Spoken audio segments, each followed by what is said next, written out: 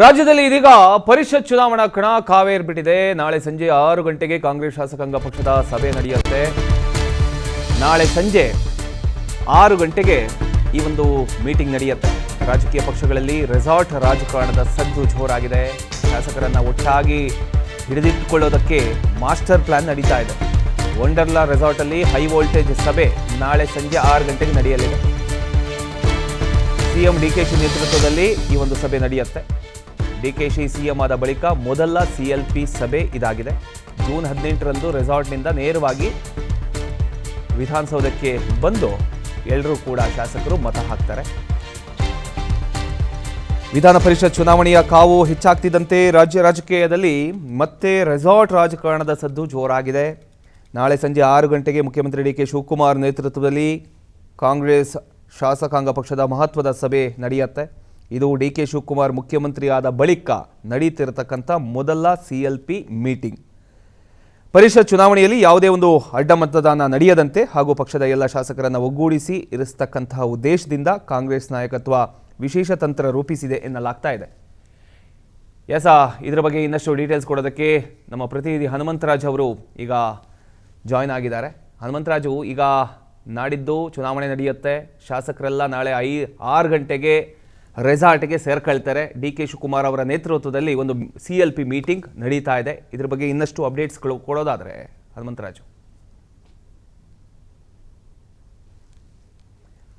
ಹನುಮಂತರಾಜು, ಕೇಳಿಸ್ತಿದೆಯಾ ನನ್ನ ಧ್ವನಿ? ಈಗ ನಾಳೆ ಸಂಜೆ ಸಿಎಲ್ಪಿ ಮೀಟಿಂಗ್ ನಡೀತಾ ಇದೆ ಡಿ ಕೆ ಶಿವಕುಮಾರ್ ಅವರ ನೇತೃತ್ವದಲ್ಲಿ. ಇದ್ರ ಬಗ್ಗೆ ಇನ್ನಷ್ಟು ಅಪ್ಡೇಟ್ ಕೊಡಿ. ಹನುಮಂತರಾಜು. ಪ್ರಮೋದ್, ಏನು ಡಿ ಕೆ ಶಿವಕುಮಾರ್ ಮುಖ್ಯಮಂತ್ರಿ ಆದ ನಂತರದಲ್ಲಿ ಇದೀಗ ಮೊದಲನೇ ಚುನಾವಣೆ ಸಾಕಷ್ಟು ಸವಾಲಾಗಿ ಪರಿಣಮಿಸಿದೆ. ಇದಕ್ಕೆ ಸಂಬಂಧಪಟ್ಟಂತೆ ಈಗಾಗಲೇ ವಿಧಾನ ಪರಿಷತ್ ಚುನಾವಣೆಗೆ ಏನು 7 ಸ್ಥಾನಗಳಿಗೆ ಈಗ ಚುನಾವಣೆ ನಡೆಯುತ್ತೆ. ಈಗ ಕಾಂಗ್ರೆಸ್ನಿಂದ ಸುಲಭವಾಗಿ 4 ಸ್ಥಾನಗಳು ಸುಲಭವಾಗಿ ಗೆಲ್ಲುತ್ತೆ.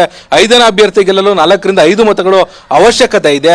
ಏನು ಇದನ್ನ ಚಾಲೆಂಜಿಂಗ್ ಆಗಿ ತಗೊಂಡಿರ್ತಕ್ಕಂಥ ಮುಖ್ಯಮಂತ್ರಿ ಡಿ ಕೆ ಶಿವಕುಮಾರ್ ಅವರು ತಮ್ಮ ಆಪ್ತ ಆಗಿರುವಂಥ ವಿನಯ್ ಕಾರ್ತಿಕ್ ಅವ್ರನ್ನ ಕಣಕ್ಕಿಳಿಸಿದ್ದಾರೆ.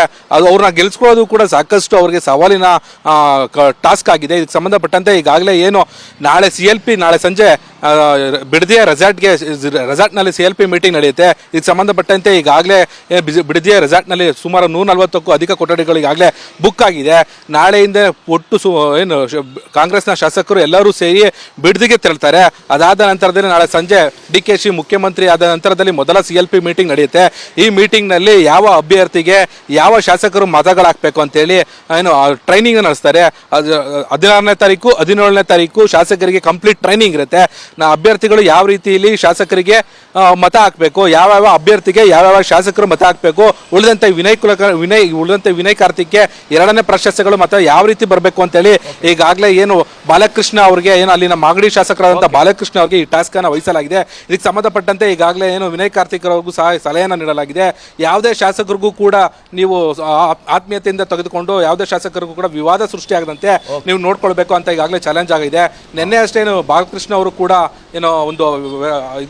ಕುಮಾರಸ್ವಾಮಿ ಅವರು 14 ಶಾಸಕರಿಗೆ ಕರೆ ಮಾಡಿದ್ದಾರೆ ಅಂತೇಳಿ ಈಗಾಗಲೇ ಆರೋಪವನ್ನು ಮಾಡಿದ್ರು. ಇದ್ರ ನಿಟ್ಟಿನಲ್ಲಿ ಎಲ್ಲಾ ಕಾಂಗ್ರೆಸ್ನ ಶಾಸಕರನ್ನು ಹಿಡಿದಿಟ್ಟು ನಿಟ್ಟಿನಲ್ಲಿ ನಾಳೆ ಕಾಂಗ್ರೆಸ್ ರೆಸಾರ್ಟ್ಗೆ ತೆರಳಲಿದ್ದಾರೆ. ಪ್ರಮೋದ್, ಓಕೆ, ನಿಮ್ಮೆಲ್ಲ ಮಾಹಿತಿಗಾಗಿ ಥ್ಯಾಂಕ್ ಯು ಸೋ ಮಚ್.